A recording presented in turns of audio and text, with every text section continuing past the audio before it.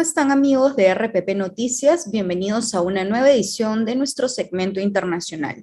Como lo hemos venido haciendo las últimas semanas, vamos a continuar analizando la guerra entre Rusia y Ucrania y hoy día vamos a hablar sobre tres temas en particular. En primer lugar, vamos a revisar las declaraciones del presidente de Ucrania, Volodymyr Zelensky, ante el Congreso de Estados Unidos. Él ha hecho una serie de peticiones tanto a Estados Unidos como al presidente Joe Biden.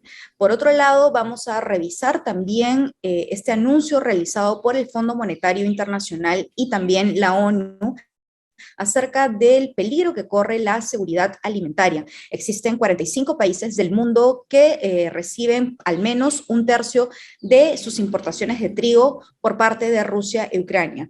Esto definitivamente la guerra va a afectar este tema y vamos a conversar sobre ambas interrogantes, ambos temas con Juan Carlos Ladines. Juan Carlos es profesor de Relaciones y Negocios Internacionales de la Universidad del Pacífico. ¿Cómo está, Juan Carlos? Bienvenido.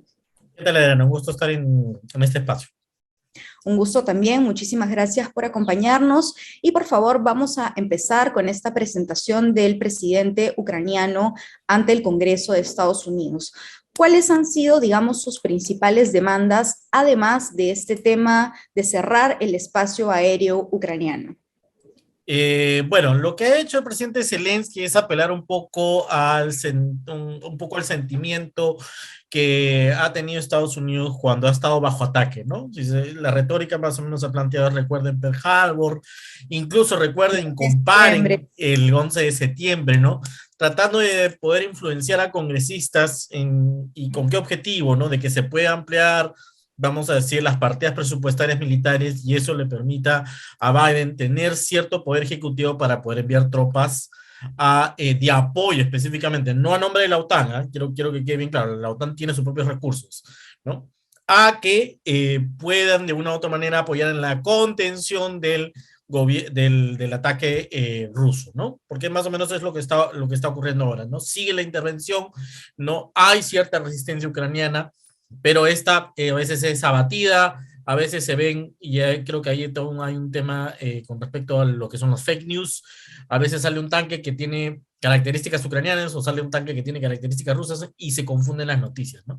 Entonces tal vez el apoyo norteamericano sería claro y decisivo ahí para poder establecer, digamos que una frontera, una línea, porque lo que le preocupa a Zelensky es que Putin o Rusia avance y domine toda Ucrania. O sea, ¿qué va a quedar de línea roja o qué vamos a decir de zona desmilitarizada para que los ucranianos que no estén de acuerdo con el gobierno de Vladimir Putin puedan aislarse o estar en esa zona, ¿no? Incluso también se ha empujado un poco la idea con Bielorrusia de que está enviando refugiados a que empujen y hagan presión en la zona de la frontera con Europa, ¿no?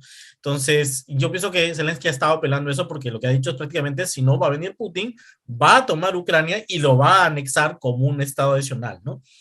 Ese es el gran problema, ¿no? Y esto un poco también en un tono de, no diría de queja, pero un poco del aprendizaje, ¿no? De que miren lo que pasó con Crimea, ¿no? O sea, Crimea se dejó y prácticamente Putin lo ha tomado de facto, ¿no? Y esa va a ser una de las cuerdas de negociación en las negociaciones, perdón, en las negociaciones diplomáticas, ¿no? Tratar de validar la anexión del anexo de Crimea a Rusia, ¿no?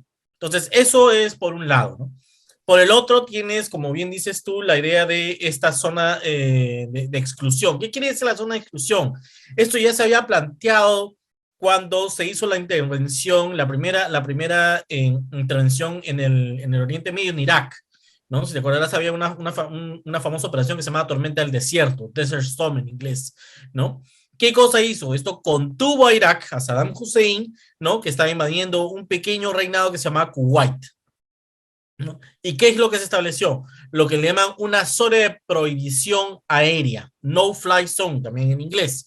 ¿Qué quiere decir eso? Que desde las 5 de la tarde hasta las 5 de la mañana no vuela ningún avión iraquí. Y si vuela, van a haber 2 F-16 norteamericanos que tienen la autorización de disparar, ¿no? Proyectiles, misiles, o como se dice coloquialmente, bajarse al avión, ¿no? Entonces, lo que está pidiendo Zelensky es, por favor, hagamos una zona donde el cual el espacio aéreo ruso no invada el espacio aéreo ucraniano y yo pueda estar protegido, contenido, porque ese es el punto, contenido, para que no haya ningún, por ejemplo, control de satélite, radio, o sea, se puedan tomar fotografías, o sea, puedas expandir un poco más la estrategia militar que está haciendo Vladimir Putin. ¿Cuál es el problema acá? De que los congresistas, a pesar de que han aplaudido el discurso de Zelensky, porque se ha visto un gran aplauso, ¿no?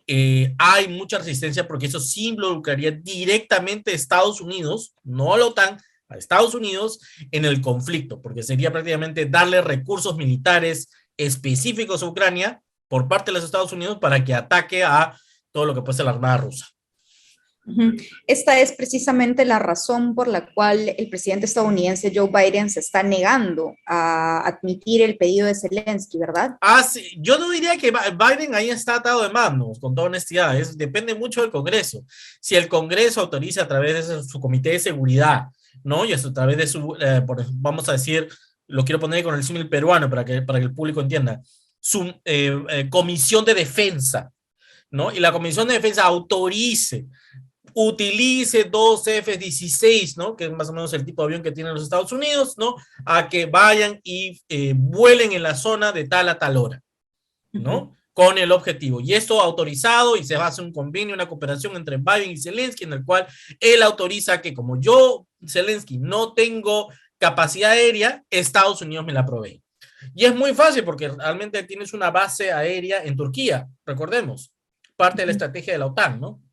Entonces, enviar recursos, es lo que está diciendo Zelensky, no es el problema. Acá lo que hace es voluntad política del Congreso para que Biden tenga la autorización o lo que se dice el poder ejecutivo, ¿no? Firme la autorización y automáticamente esos aviones puedan militarizar el espacio aéreo. Creo que ese sería el término adecuado. Entiendo.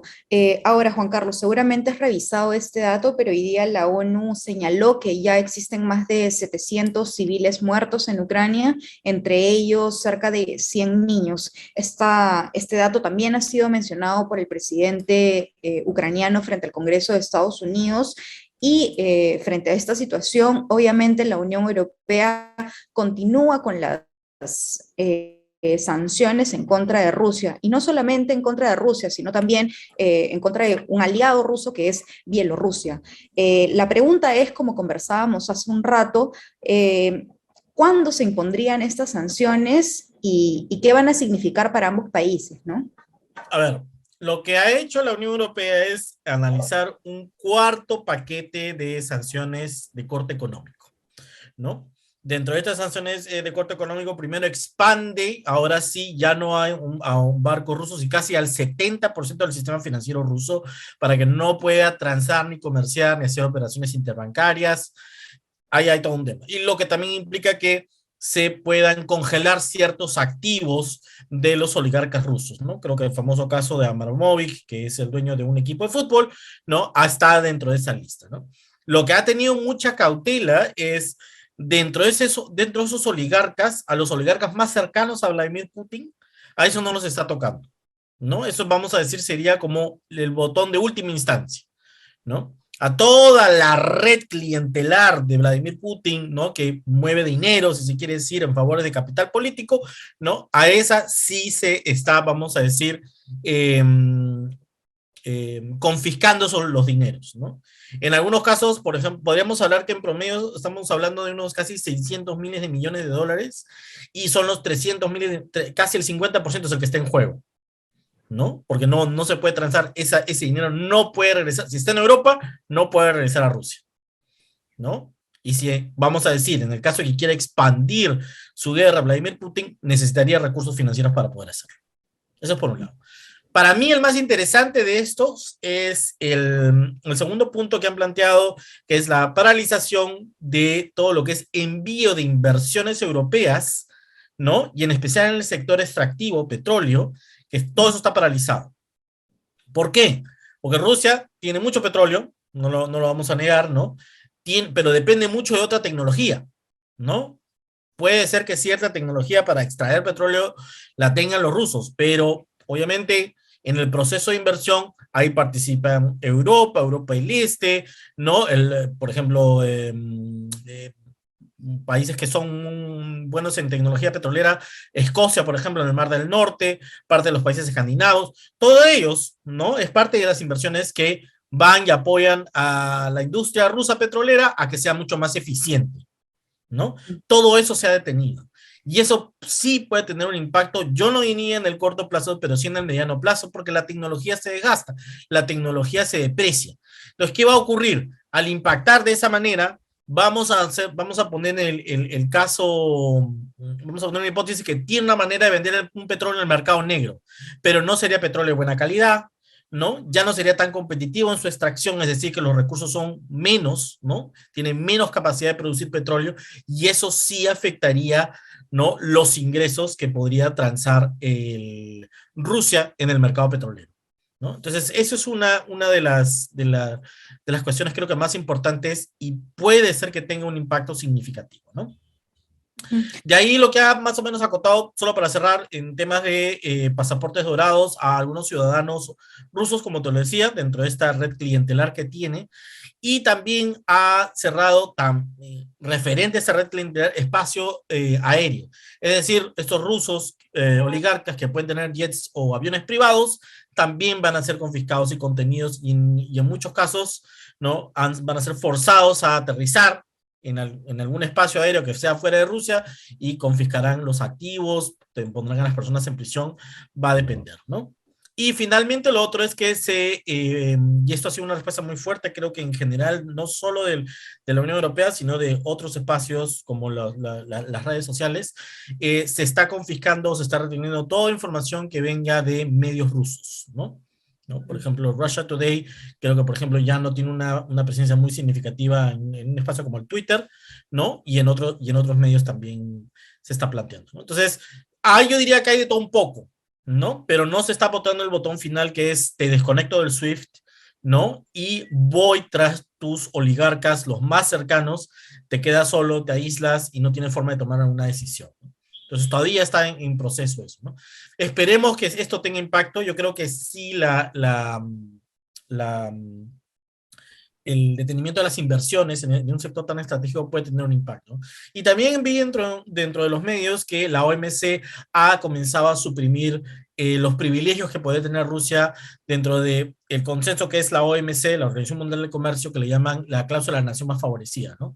¿Qué quiere decir esto? Que se le extendían todos los derechos que llegaban a acuerdo todos los miembros de la OMC, todo eso queda suspendido, ¿no? Entonces es una manera de aislarlo más comercialmente.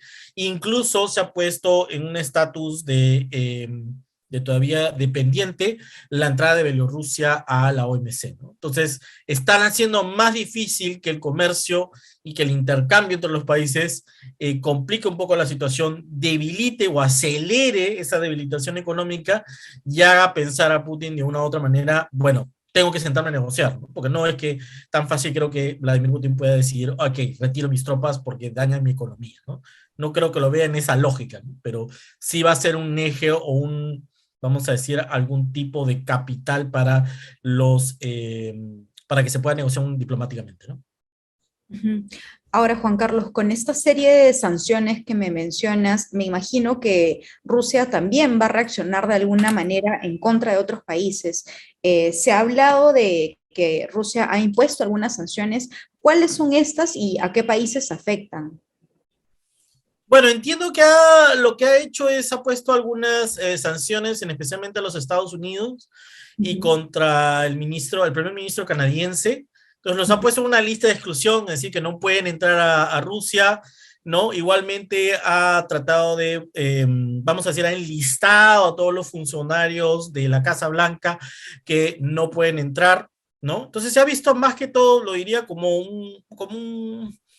ah, ¿cómo decir? Como persona non grata, creo que ese sería el término adecuado, ¿no? ujú. Y eso sería una de las grandes medidas, creo que ha tratado de hacer, ¿no? Como generando cierta distancia. Ahora, también hay que ver que este tipo de medidas, qué cosas están significando, ¿no? Y creo que Putin ahí sí lo está logrando en cierta manera, ¿no? Putin, como creo que te lo comenté en un programa anterior, esto a veces se puede ver como una guerra cultural entre Occidente y Oriente, ¿no? O Occidente y no Occidente, ¿no? Porque Oriente es un concepto un poquito más, a veces se ve geográficamente al Asia como Oriente, ¿no? Pero lo que Putin ha tratado de establecer en este proceso es no se metan. Occidente, no te metas tú en esto, ¿no? Este es un problema entre yo y Ucrania, ¿no? Nos llevaremos mal, nos llevaremos bien, ¿no? Veremos la forma, ¿no? De que esto funcione, ¿no? Con los bemoles que pueden haber con las formas como lo hace, ¿no? Pero lo que ha dejado bien claro siempre es no se metan en esto, ¿no? El avance de la OTAN sí puede tener un efecto riesgo, pero por eso yo estoy tomando acción y no quiero que nadie más se meta. Y lo que más o menos ha mostrado en ese tipo de sanciones son esos, ¿no? Claramente está diciendo, no quiero que entre ningún funcionario norteamericano a negociar en el espacio ruso, prácticamente, ¿no? Entonces, no sé si eso le pueda funcionar o no, pero más o menos vuelve a mandar un mensaje bien claro donde dice, Occidente, no quiero que te metas. Ok, Juan Carlos, ese tema ya ha quedado bastante claro. Me gustaría entonces pasar al otro tema que ha sido relevante en estos días y es el anuncio del Fondo Monetario Internacional y de la ONU acerca de que peligra la seguridad alimentaria en el mundo. Sabemos que 45 países en el globo importan más de un tercio del trigo, por ejemplo, de Rusia y Ucrania. Entonces, ¿a qué se refiere el Fondo Monetario Internacional y la ONU cuando dicen que va a haber un peligro sobre la seguridad alimentaria? ¿Qué va a pasar con las importaciones y exportaciones de, digamos, algunos bienes importantes, ¿no? A ver, en el caso de Ucrania y Rusia, creo que también haciendo referencia a la última vez que conversamos, yo les dije presente que había petróleo, que era lo más importante desde el punto de vista ruso, pero si juntábamos las dos regiones, ¿no? Había un tema de granos, ¿no? Y en este caso el trigo es uno de los granos que exporta Rusia a, si se quiere decir, a la Unión Europea. Hay que verlo en ese contexto, ¿no? Más o menos el granero europeo se le conoce como Ucrania por sus valles, ¿no? Y parte de Rusia apoya en esa exportación. ¿Qué es lo que pasa? Cuando se aplican estas reglas de bloqueo, ¿no? Tanto específicas o en foros, como te digo, como en el foro de la OMC, ¿no? Lo que vemos es que parte del trigo, principalmente, está, está yendo a países del África y de Europa, ¿no? Entonces, cuando se bloquea, todo eso, todo ese proceso se corta, ¿no? Y al haber un bloqueo en las exportaciones, ¿no? Una menor oferta internacional de trigo, el precio se dispara. ¿Quiénes se van a ver afectados? Obviamente, ¿no? Los países europeos en un principio, porque tenían una oferta estable de granos que recibían, ¿no? De trigo, pero también lo que preocupa es que esto vaya a afectar a otros países como por ejemplo Egipto, Nigeria, te podía hablar de, por ejemplo, en la parte del este africano, que podría ser Yemen, ¿no? Son países muy volátiles y que dependen de este tipo de alimentación, ¿no? Y al momento que hay una crisis alimentaria de ese tipo, automáticamente eso se vuelve pólvora para cualquier tipo de sublevación. Cualquier tipo de sublevación, hay que seguir la secuencia, cualquier tipo de sublevación lleva a conflictos en algunos países africanos. Eso lleva y empuja a una mayor migración africana, ¿no? Que va hacia Europa. Y Europa no está en capacidad de recibirlos, ¿no? Entonces, hay que seguir toda la secuencia y lo que está tratando de buscar la Unión Europea es ver qué alternativas hay, ¿no? Ahí va a tener que mirar un poco a Canadá, que es otro país que exporta, Estados Unidos, incluso Argentina es una oportunidad, ¿no? Solo para relacionarlo con los mercados nuestros, por ejemplo, nosotros recibimos trigo de esos tres países, Canadá, Argentina y Estados Unidos, ¿no? Y en algún momento Argentina, en los años 20, se le consideraba el granero del mundo, ¿no? Y en ese momento tenía, ¿no? Bueno, más allá de las crisis que ha tenido, ¿no? Tal vez sea una oportunidad para que Argentina pueda resurgir, no lo sabemos, va a depender mucho de su industria de su capacidad, ¿no? Pero yo pienso que hay que seguir en esa línea. Cuando sale de seguridad alimentaria, sí, hay que ver un poco todos los procesos de mientras más dure esta guerra, las exportaciones se van a acabar más rápido, ¿no? Porque tenemos que considerar que hay un proceso, hay almacenes, ¿no? Uno compra y va pensando a futuro, ¿no? Mientras más dure esa guerra, y por eso todo el mundo quiere que acabe lo más rápido, los stocks, como se le conoce, se restablecen, ¿no? Más dura la guerra, el stock disminuye y ahí sí va a haber un problema de desabastecimiento. Mm. Ahora que me mencionas esto, Juan Carlos, de que, bueno, lo que se quiere es que esta guerra dure Menos posible. lo menos posible, sea lo más rápida posible. ¿Estaría esto entre los planes de Vladimir Putin o cuáles serían los planes más inmediatos que tú considerarías que él tiene en mente? Yo lo comenté, igual haciendo referencia a nuestra última conversación, de que no tendría ningún sentido una guerra prolongada de 1 año, 2 años, no lo veo con ningún sentido. Tenía que ser una guerra rápida y creo que sí lo está logrando en términos de tácticos militares. Está arrasando lamentablemente con Ucrania, ¿no? La infraestructura física ha caído, ¿no? Era una economía que más o menos estuvo creciendo 3%, este año ha caído 10% y se espera que después de la guerra decaiga todavía 20% más, ¿no? Porque estamos hablando de que están destruyendo infraestructura, puentes, carreteras, ¿no? Éxodo masivo, estás hablando de un colapso total del país, ¿no? Y no le conviene a Vladimir Putin sostener esta guerra por mucho tiempo, ¿no? Él pienso yo, debería ya habilitar los canales diplomáticos, los ha habilitado, pero están en un punto muerto. Ujú. Eh, y esperemos, creo que está esperando a ver cuál va a ser la reacción de ser el caso, si es que Occidente no se va a meter o no se va a meter, ¿no? Porque eso es un poco lo que todo el mundo está pidiendo y eso es lo que pide presión Zelensky, ¿no? Y lamentablemente creo que la mejor frase de Zelensky es, ni siquiera la dijo en el Congreso, la dijo creo que hace un par de semanas, nos han dejado solos. Prácticamente es Ucrania, tú ve cómo sales de esta, ¿no? Y es obviamente terrible, ¿no? Viéndolo como que el mundo occidental que busca la paz, promover la unión, todo ese tipo de cosas, claro, unión entre nosotros, ¿no? Pero cuando alguien no es parte del grupo, ahí sí, ¿cómo es la historia cambia, ¿no? Y creo que eso ha sido un claro ejemplo de las fallas estructurales que tiene el mundo occidental en cierta manera, ¿no? Mm. Bueno, Juan Carlos, muchísimas gracias por habernos acompañado. Como siempre, has dejado muy en claro varias interrogantes que teníamos. No, no hay problema, un gusto como siempre. Un gusto como siempre y a quienes nos están viendo, bueno, han podido observar en la conversación, hay temas que venimos repitiendo de programa a programa, pero siempre surgen interrogantes que es necesario revisar, así que con ustedes ya nos vemos en el próximo segmento internacional y les agradecemos muchísimo por contar con su presencia. Hasta un nuevo segmento, hasta luego.